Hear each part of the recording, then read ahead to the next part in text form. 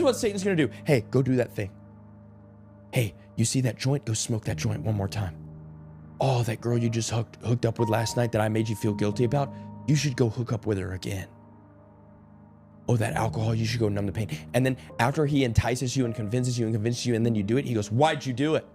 You look like an idiot. You knew that wasn't going to satisfy you. How in the world would you ever do such a thing? How could you ever possibly imagine yourself sinning? Why would you do that? You look like an idiot. The devil, the tempter himself, will convince you to fall into temptation. After you bite into it, he says, why'd you do it?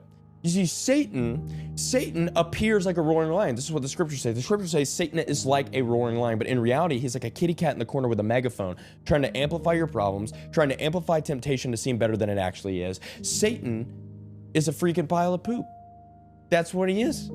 He's a loser. He's got no new tricks. And so temptation is unavoidable. You know what you and I as a believer should be? You and I should not be surprised when we're tempted with things. You know what? In fact, you should not be surprised when Satan tempts you with something so enticing. It's crazy. Like, we get shocked when we are being tempted by sin, but it's unavoidable. Jesus said this. He's like, look, guys, you will never be able to avoid this thing. You will constantly be tempted in this life. Now, when he addresses sin, he says, if you sin, but when talking about temptation, it's unavoidable.